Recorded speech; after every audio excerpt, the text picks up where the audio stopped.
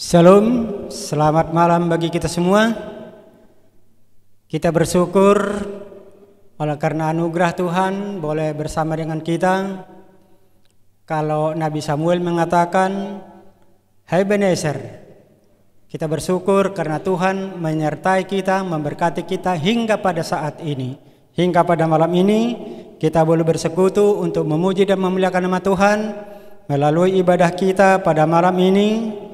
Biarlah roh Tuhan boleh ada bersama dengan kita, sehingga melalui ibadah ini nama Tuhan boleh dimuliakan dan kita boleh mendapatkan berkat.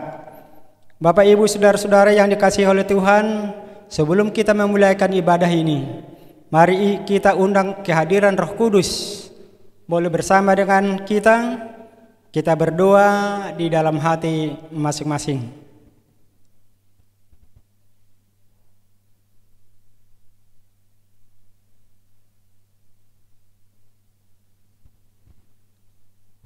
Saudara-saudara yang dikasihi oleh Tuhan, mari kita puji, kita muliakan nama Tuhan dengan berjanji dari lagu Sion nomor 183, "Aku kasih Tuhan lebih."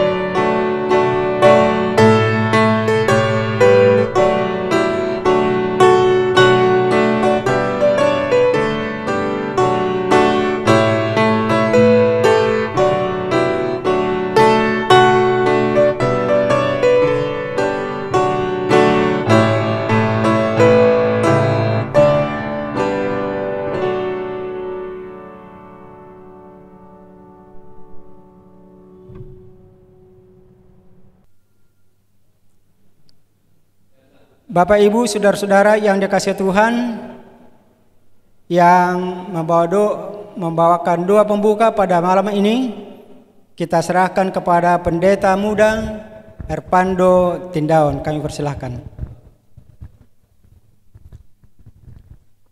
Mari kita bersatu di dalam doa. Bapa kami yang di surga, terpujilah nama Tuhan.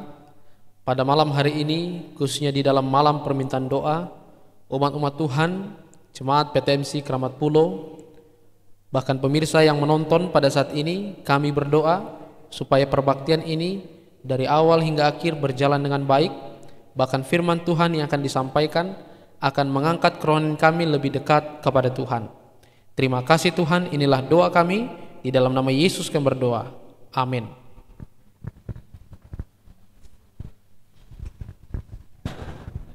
Bapak Ibu, saudara-saudara yang dikasihi oleh Tuhan, marilah kita mempersiapkan hati dan pikiran kita untuk kita boleh menyambut anugerah Tuhan melalui firman Tuhan yang disampaikan oleh Pendeta Emerson Jai. Kami persilahkan. Shalom, selamat malam saudaraku yang kasih. Malam hari ini kita puji Tuhan karena kita diberi kesempatan untuk mengadakan ibadah malam permintaan doa. Dan saudaraku, Allah kita sungguh luar biasa. Kenapa saudara? Begitu hebat Tuhan kita ini. Dia selalu memberikan kepada kita, walaupun menghadapi banyak tantangan, tapi ada hiburan-hiburan yang bisa kita rasakan hingga hari ini. Namun, mari kita kembali berdoa sejenak. Bapa di sorga, kami rindu Tuhan diurapi oleh kuasa Roh Kudus-Mu. Biarlah firman yang kami dengarkan menjamah hati kami, mengingatkan kami, menemplak kami, dan berkati hamba-Mu juga kami semua yang mendengarkan. Dalam nama Yesus kami berdoa dan mengucap syukur. Amin. Saudara-saudara, kita masih belajar tentang pengalaman Yesus di atas dunia ini. Apa yang terjadi pada waktu dia berada di atas bukit sebelum terjadi masa yang sukar kepada bangsa Israel. Sebelum terjadi orang Israel dihancurkan oleh Kaisar Nero. Kerinduan segala zaman jilid 2. Bab yang ke-64, cerita tentang bangsa yang malang.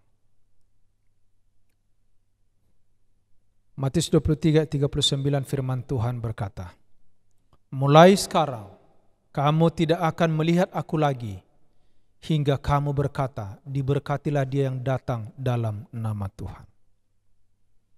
Peristiwa itu adalah peristiwa yang terakhir di mana Yesus dapat dilihat oleh orang-orang pada zaman itu. Dan setelah itu, mereka tidak melihat dia lagi. Saudara-saudara, arak-arakan kemenangan Kristus pada waktu masuk Yerusalem, ini hanya merupakan gambaran yang samar tentang kedatangan Yesus yang kedua kali nanti di awan-awan, dengan kuasa dan kemuliaan bersama malaikat-malaikatnya. Pada waktu itu murid-murid belum sadar. Mereka melihat bagaimana kebencian yang luar biasa orang Yahudi terhadap Kristus. Tapi mereka belum mengerti apa keadaan yang segera terjadi terhadap orang Israel, dan juga mereka belum mengerti tentang pembalasan yang akan menimpa Yerusalem. Seruan Yesus pada saat itu adalah seruan terakhir terhadap Yerusalem, tetapi sia-sia belaka. Kenapa? Oleh karena para imam penghulu sudah cukup lama mendengarkan suara nubuat, di mana pertanyaan tentang Yesus, siapakah ini? Siapakah dia? Dan mereka tidak menerima dia sebagaimana mestinya. Justru dalam kemarahan dan rasa kesal, para imam penghulu ini justru mendiamkan orang banyak itu. Dan suara Yesus yang tenang sekarang ini mendiamkan orang banyak yang ribut itu seketika lamanya. Karena dia berkata bahwa ia menyatakan datang bukan mendirikan satu pemerintahan di dunia, tetapi dia akan naik ke sorga kepada Bapanya, dan para penuduhnya tidak akan melihat dia lagi sampai ia datang dalam kemuliaan. Saudara-saudaraku yang kasih dalam Tuhan, sebenarnya pada waktu terakhir kali Yesus memasuki Yerusalem dengan arak-arakan yang luar biasa, penyambutan yang luar biasa, orang-orang sudah berharap bahwa ini adalah saatnya Yesus akan diangkat menjadi raja di dunia ini. Tetapi kata-katanya tadi yang terakhir yang menyatakan bahwa dia akan kembali kepada Bapa dan kamu tidak akan melihat dia lagi sampai dia dimuliakan kembali. Saudaraku yang kasih, beberapa saat Yesus tinggal di bait suci. Mereka sibuk, orang-orang banyak sibuk dengan ibadah. Bahkan juga ketika orang banyak mencari dia, hendak mendudukkan dia di tahta, justru Yesus mereka tidak temukan. Kenapa? Diam-diam Yesus menyingkir dari bait suci. Dia pergi berdoa semalam-malaman di satu tempat yang sunyi. Dan ketika hari sudah mulai siang, Yesus kembali ke bait suci. Pada waktu ia kembali, dari jauh ia melihat pohon ara. Lalu ia mendekati pohon itu karena dari jauh dia lihat begitu rimbun, dengan mengharapkan ada sesuatu di sana untuk dimakan. Tetapi ketika dia sudah dekat, diteliti pohon itu tidak memberikan buah, tidak satu pun buah. Lalu Yesus berkata kepada pohon ini, jangan lagi seorang pun makan buahmu selama-lamanya. Markus 11 ayat 14. Keesokan harinya, Yesus bersama murid-muridnya mengadakan perjalanan ke kota. Dan mereka heran oleh karena melihat pohon itu kering dan daunnya layu. Lalu Petrus berkata kepada Yesus, Rabi, lihat itu pohon ara yang engkau kutuk, sudah kering. Tindakan mengutuk pohon ara ini membuat murid-murid itu kaget. Kenapa saudara? Sudah cukup lama mereka bersama Yesus. Mereka mendengarkan kelemah lembutan dari mulutnya. Mereka mendengarkan suara yang menguatkan. Mereka melihat tangan yang menyentuh orang yang lemah menjadi kuat dan sehat. Tetapi kali ini berbeda. Mereka tidak pernah terfikir bahwa Yesus akan melakukan hal seperti ini. Kenapa? Karena mereka teringat perkataannya di dalam Lukas 9:56. Anak manusia datang bukan membinasakan nyawa orang, melainkan hendak memeliharakan dia. Tetapi kenapa kali ini Yesus mau mengutuk?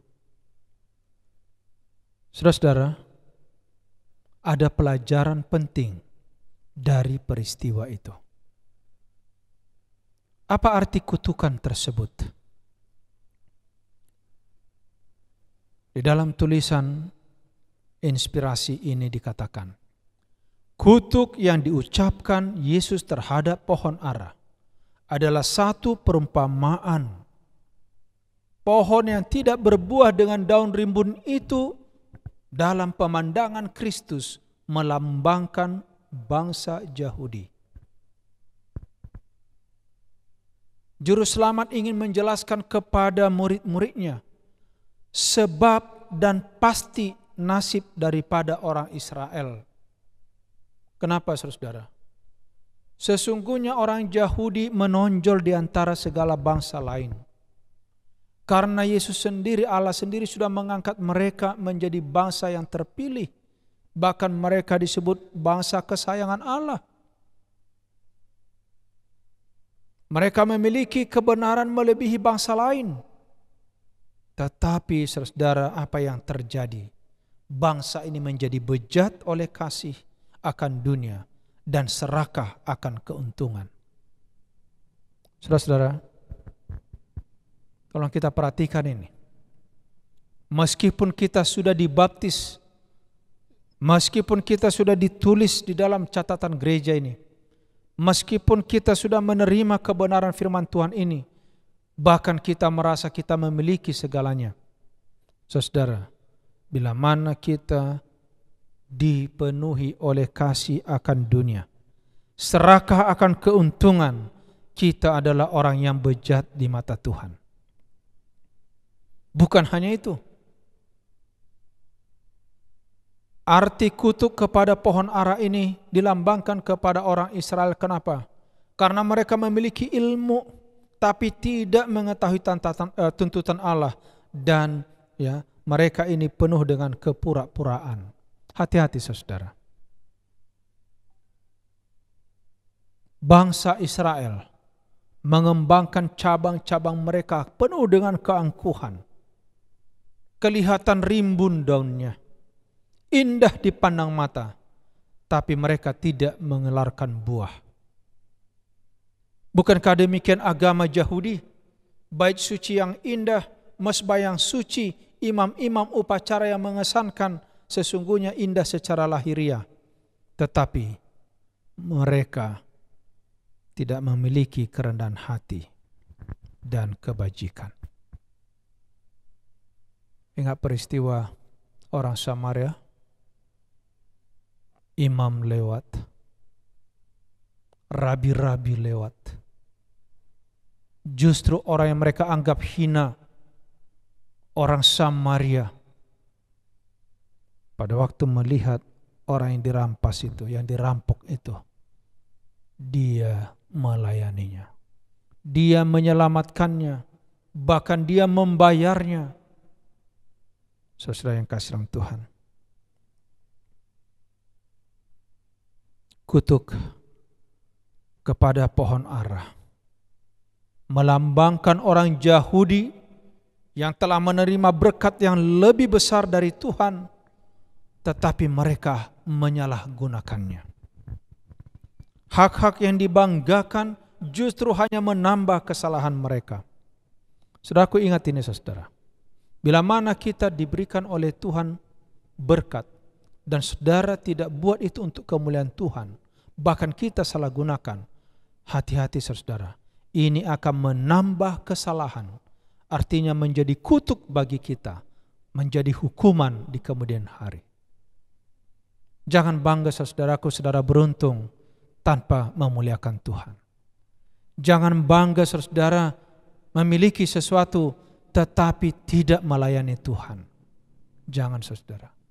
Kenapa? Karena itu semua adalah datang dari Tuhan. Nyawa kita ini dari Tuhan. Matahari sepanjang hari kita rasakan dari Tuhan. Malam kita rasakan cahaya bulan dan terang dari bintang-bintang adalah dari Tuhan. Nafas hidup yang membuat kita ini berjalan bergerak adalah dari Tuhan. Semuanya milik Tuhan saudara.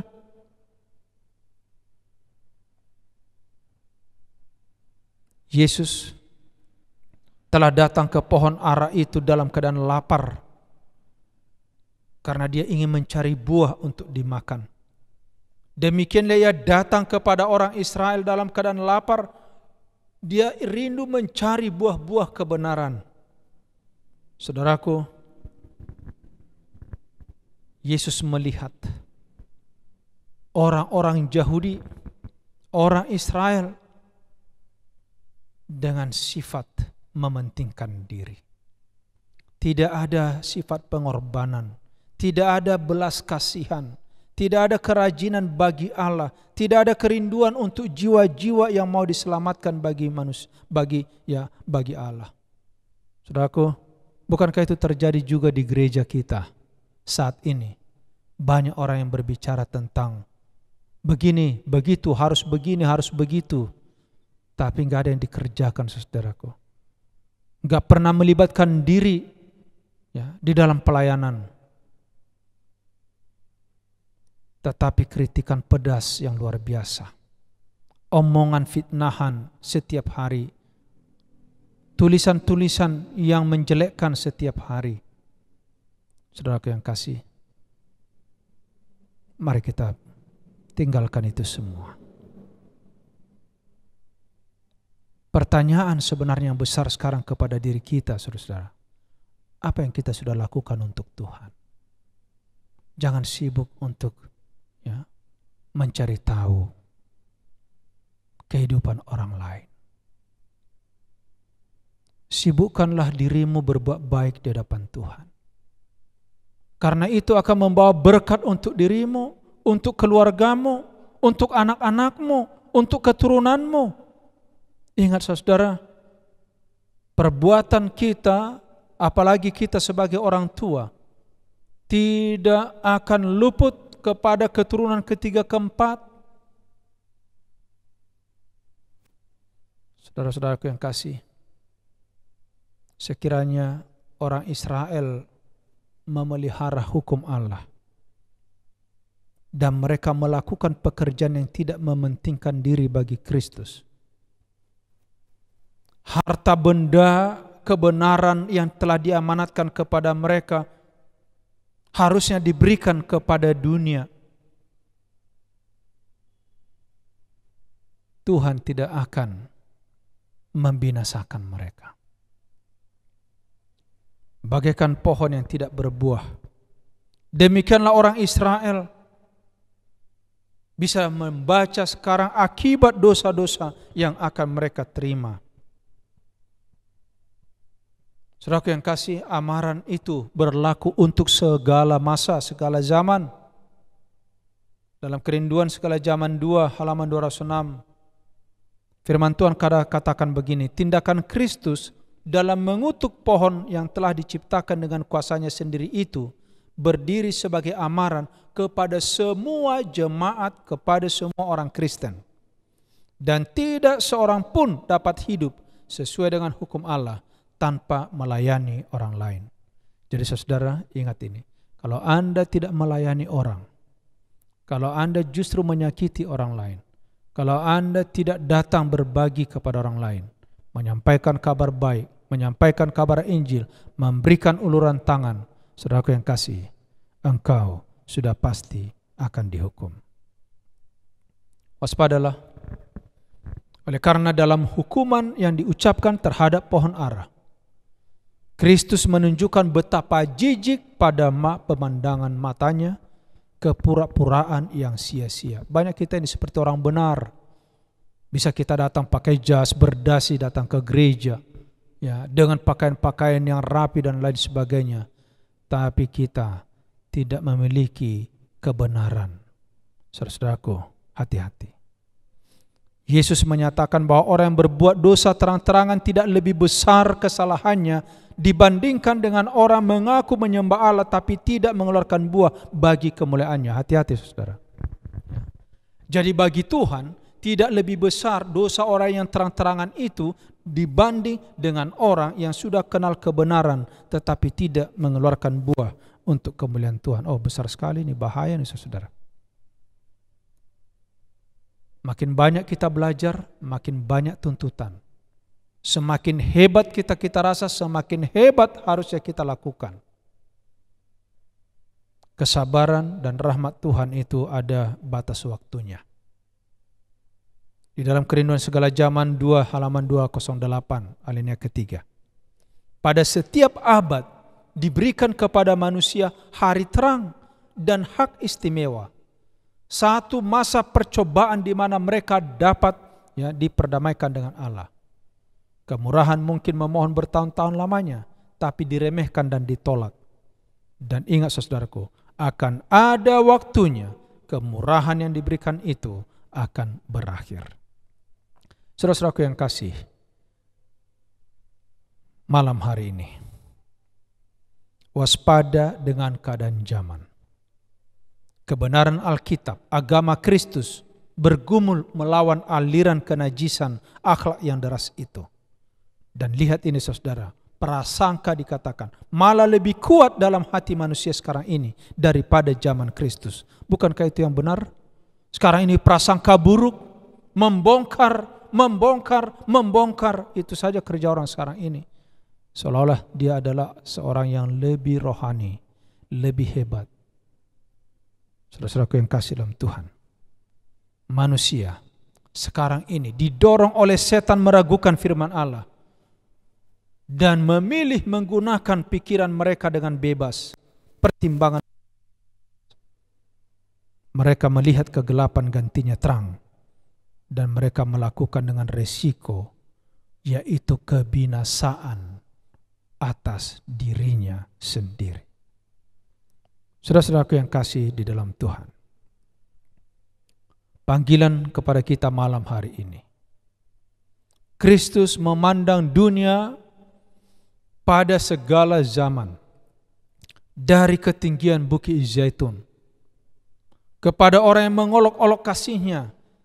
Ia berbicara kepadamu hari ini, engkaulah yang harus mengetahui akan barang yang dapat membawa damai sejahtera kepadamu. Yesus sedang mencucurkan air mata sedih bagimu. Ia mencucurkan air mata sedih untukmu, sementara engkau sendiri tidak mencucurkan air mata bagi dirimu sendiri.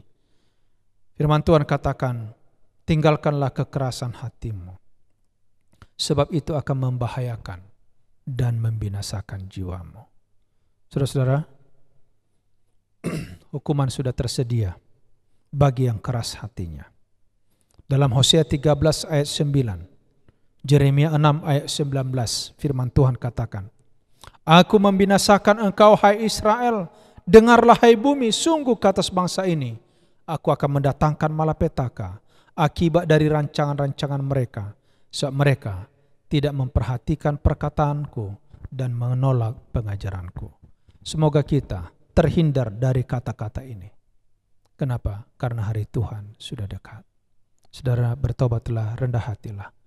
Sibuklah atas dirimu, sibuk untuk rumah tanggamu, sibuk untuk pekerjaanmu, sibuk untuk pelayanan, sibuk untuk Tuhan.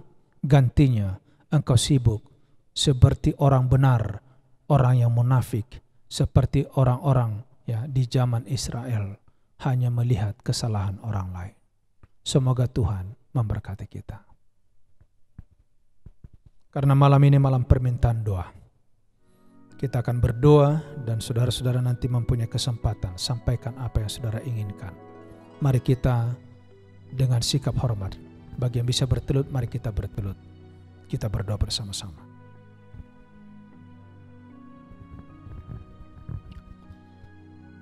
Bapa di sorga, Bapa yang penuh kasih, Engkau Allah pencipta, Engkau Allah yang mengasihi, Engkau Allah penyedia. Saat ini kami datang kepadamu untuk menyampaikan puji-pujian kami.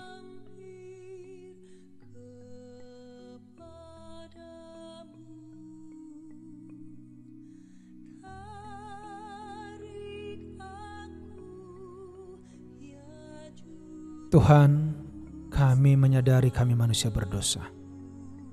Kami manusia lemah, banyak kekurangan kami. Kami terikat di atas dunia ini, sering jatuh di dalam lumpur kelemahan kami. Oleh sebab itu saat ini, kami mau datang kepada Tuhan, mengakui dosa dan memohon pengampunan daripadamu.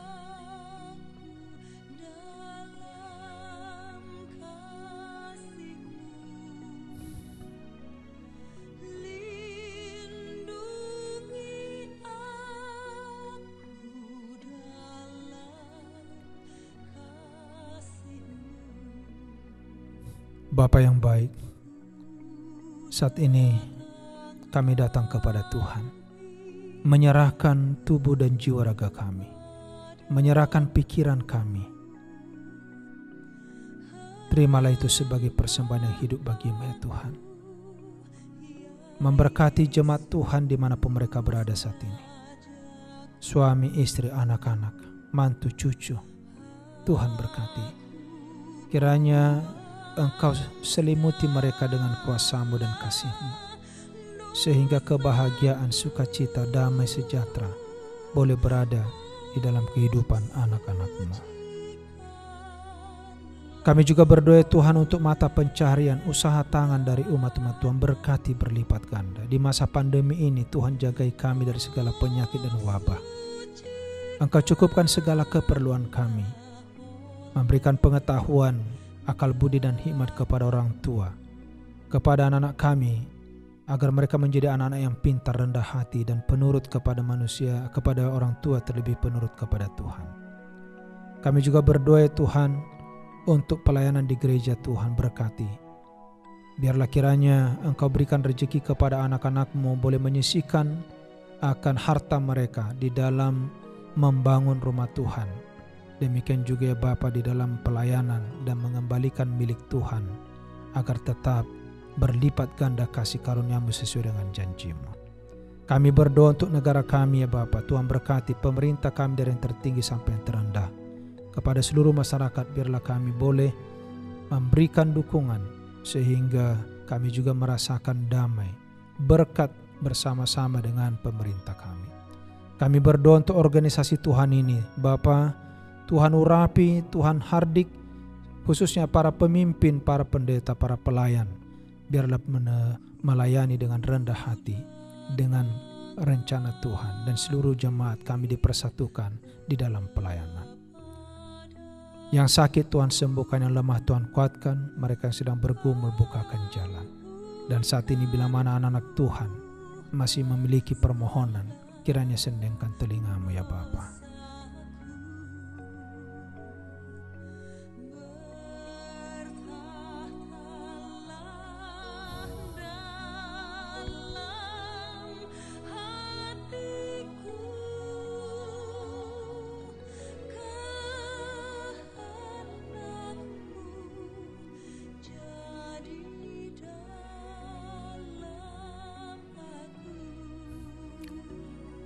Bapa di sorga, terpujilah nama-Mu.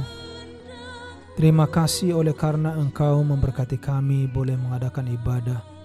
Terima kasih atas nasihat firman-Mu, karena itu berlaku untuk segala zaman, agar kami tidak menutup hati, tidak mengeraskan hati, tapi kami dengan rendah hati menerima firman-Mu. Kiranya dengan kasih Tuhan, kami semua dapat diperdamaikan dengan Tuhan. Dan pada waktu Yesus datang kali yang kedua, kami diangkat bersama-sama di dalam kerajaan. Tuhan memberkati kami semuanya dan melindungi kami. Tuhan menyinari kami dengan wajah-Mu dan memberikan kasih karunia. Tuhan menghadapkan wajah-Mu kepada kami semua dan memberikan damai sejahtera. Kasih karunia Tuhan Yesus dan kasih Allah Bapa serta persekutuan Roh Kudus kiranya memelihara kami sampai Yesus datang kali yang kedua. Di dalam nama Yesus kami berdoa dan mengucap syukur. Amin.